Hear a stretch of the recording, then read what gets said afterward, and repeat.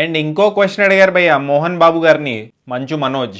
ఇది ఆస్తి కోసం గొడవ కాదు, ఇన్వెస్టిగేషన్ లో భాగంగా ఇవన్నీ ఇప్పుడు కలెక్ట్ చేస్తాము. Hi guys, Pushpa 2 successfully theatres లో రన్ అవుతుంది భయ్య. కానీ మంచు ఫ్యామిలీ కాంట్రవర్సీలో దానికంటే ఎక్కువ ట్విస్ట్లు ఉన్నాయి. అబ్సల్యూట్ సినిమా మూమెంట్స్ చాలా ఉన్నాయి భయ్య. దిస్ ఇస్ సినిమా అన్న మూమెంట్స్ కూడా చాలా ఉన్నాయి. ఫస్ట్ పార్ట్ చూసారు మీరు, ఒక చిన్న వీడియో కూడా చేశాను. మంచు మనోజ్ ఏదో ఆస్తి గొడవలు సెటిల్ చేసుకోవడానికి మోహన్ బాబు గారు ఉంటున్న ప్లేస్ కి వెళ్ళాడు భయ్య. 8th రోజు మార్నింగ్ మోహన్ బాబు గారికి సంబంధించిన అనుచరుడు ఇంకా కొంతమంది కలిసి మంచు మనోజ్ ని కొట్టారంట. సో కొడితే మనోజ్ 100 కి డైల్ చేశాడు. 100 కి డైల్ చేసి ఇలా నన్ను కొట్టారని చెప్పి కంప్లైంట్ చేశాడు కాల్ లోనే. అక్కడ నుంచి హాస్పిటల్ కి వెళ్లి కుంటూ అడ్మిట్ అయ్యాడు. పరీక్షలు చేసిన డాక్టర్స్ బాడీలో చాలా ప్లేసెస్ లో గాయాలు అయ్యాయి అని చెప్పి ఒక రిపోర్ట్ ఇచ్చారు. ఇది పార్ట్ 1 స్టోరీ భయ్య, తెలియని వాళ్ళ కోసం చెప్పాను. ఇప్పుడు పార్ట్ 2 ఏంటంటే మంచు మనోజ్ వెళ్ళి పోలీస్ స్టేషన్ లో కంప్లైంట్ ఫైల్ చేశారు భయ్య. ఇలా నన్ను అటాక్ చేశారు, నా ప్రాణాలకి హాని ఉంది, సీసీటీవీ ఫుటేజ్ ఇంకా హార్డ్ డిస్క్ తీసుకెళ్లిపోయారు అని ఒక 10 మెంబర్స్ మీద కేసు ఫైల్ చేశారు భయ్య. కానీ నోటీస్ చేయాల్సిన విషయం ఏంటంటే మంచు ఫ్యామిలీ ఎవరిని ఈ కంప్లైంట్ లో ఇన్వాల్వ్ చేయలేదు. మోహన్ బాబు గారి పేరు కూడా లేదు. మోహన్ బాబు గారి అనుచరులు ఎవరైతే 10 మంది ఉన్నారో వాళ్ళ మీద కంప్లైంట్ ఫైల్ చేశారు మంచు మనోజ్. అయితే ఇప్పుడు ఇంకో ట్విస్ట్ ఉంది భయ్య. మంచు మనోజ్ కంప్లైంట్ చేశారు కదా, కొన్ని నిమిషాల తర్వాతే మంచు మోహన్ బాబు గారు కూడా కంప్లైంట్ చేశారు వేరే పోలీస్ స్టేషన్ లో against Manchu Manoj and his wife. ఆ కంప్లైంట్ లో ఏం రాశారంటే, నేను 10 years నుంచి ఈ ఫామ్ హౌస్ లో ఉంటున్నాను, ఈ ఫామ్ హౌస్ నాది. మంచు మనోజ్ 4 నెలల నుంచే ఇక్కడ ఉంటున్నాడు అండ్ మధ్యలో 7 నెలల పాపని ఆయన ఇంకా వాళ్ళ వైఫ్ కేర్ టేకర్స్ దగ్గర వదిలేసి వెళ్ళిపోయారు. సడన్లీ 8th రోజు మంచు మనోజ్ ఇంకా వాళ్ళ వైఫ్ వచ్చి ఒక 30 మంది బౌన్సర్స్ తో రచ్చ చేశారు. నేను ఆ టైంలో మాదాపూర్ ఆఫీస్ లో ఉన్నాను. సో నా ఫామ్ హౌస్ లో పనిచేసే వాళ్ళని కూడా ఎంట్రీ ఇవ్వలేదు, వాళ్ళని తరిమేశారు. నేను నా మాదాపూర్ ఆఫీస్ నుంచి నా ఫామ్ హౌస్ కి వస్తే నాకు కూడా హాని తలపెట్టాలని చూశారు. నా ప్రాణాలకి హాని ఉంది, నాకు రక్షణ కల్పించండి, నా కొడుకు ఇంకా నా కొడుకు వాళ్ళ వైఫ్ తో అని చెప్పి ఆ కంప్లైంట్ లో రాశారు. నా కొడుకు ఇంకా వాళ్ళ వైఫ్ కి అగేన్స్ట్ గా కేసు ఫైల్ చేయండి అండ్ వాళ్ళ అనుచరులు ఇంకా నా కొడుకు ఇంకా వాళ్ళ వైఫ్ ని నా ప్రాపర్టీ నుంచి దూరంగా పంపించండి అని చెప్పి కేసు ఫైల్ చేశారు భయ్య.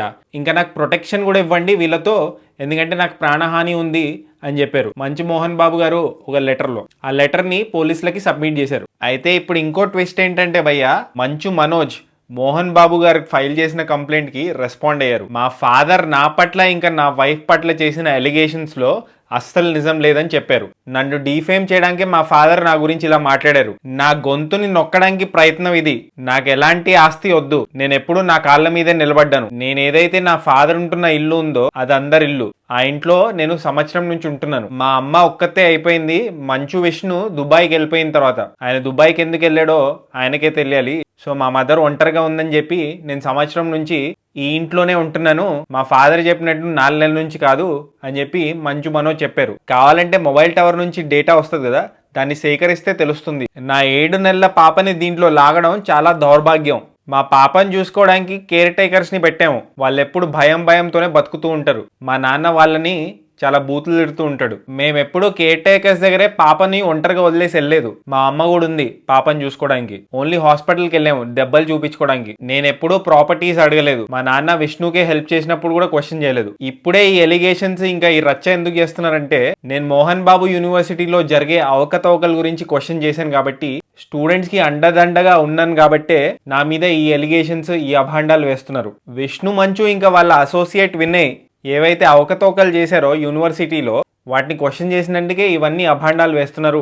అండ్ నేను గాల్లో మాటలు మాట్లాడట్లేదు, నా దగ్గర అన్ని ప్రూఫ్స్ ఉన్నాయి. అక్కడ ఇర్రెగ్యులారిటీస్, అక్కడ జరిగిన అవకతవకల గురించి. విష్ణు మంచు వాళ్ళ అసోసియేట్స్ విజయ్ ఇంకా కిరణ్ ఎవరైతే ఉన్నారో ఆ సీసీటీవీ ఫుటేజ్ ని ఎందుకు తీసుకెళ్లిపోయారు, ఆ హార్డ్ డిస్క్లు ఎక్కడున్నాయి, ఏం దాచడానికి ట్రై చేస్తున్నారు వీళ్ళు, నిజం తెలియాలంటే ఇన్వెస్టిగేషన్ జరగాలి అని మంచు మనోజ్ చెప్పారు. అండ్ ఇంకో క్వశ్చన్ అడిగారు భయ్య మోహన్ బాబు గారిని, విష్ణు మీ పేరును ఇంకా మీ డబ్బుని వాడుకున్నాడు, కానీ నేను ఎప్పుడు మీ డబ్బుని వాడుకోలేదు, ఎప్పుడు ఇండిపెండెంట్ గానే ఉన్నాను. నా ప్రయారిటీ ఎప్పుడు మన ఫ్యామిలీ పేరు. మీకు సెప్టెంబర్లో ఒక ఎమోషనల్ మెసేజ్ కూడా చేశాను, ఈ ప్రాబ్లమ్స్ అన్నిటిని సాల్వ్ చేద్దాము, మీరు ఫేర్ గా డెసిషన్ తీసుకోండి అని. ఇలా అడిగినందుకు, ఇలా చేసినందుకు నా మీద లేనిపోని అభాండాలు వేస్తారా? ఇది ఆస్తి కోసం గొడవ కాదు, ఇది నిజం కోసం వేట, న్యాయం కోసం వేట. నేను అథారిటీస్ ని ట్రస్ట్ చేస్తున్నాను, నాకు తెలుసు న్యాయమే గెలుస్తుంది అని.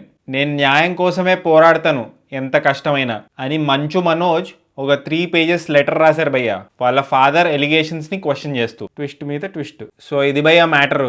ట్విస్ట్ మీద ట్విస్టులు ఉన్నాయి కదా, పోలీసులు ఇన్వెస్టిగేషన్ చేస్తామంటున్నారు. ఇన్వెస్టిగేషన్ లో భాగంగా ఇవన్నీ ఇప్పుడు కలెక్ట్ చేస్తాము. ముందు ముందు ఇంకేమైనా అప్డేట్స్ ఉంటాయి.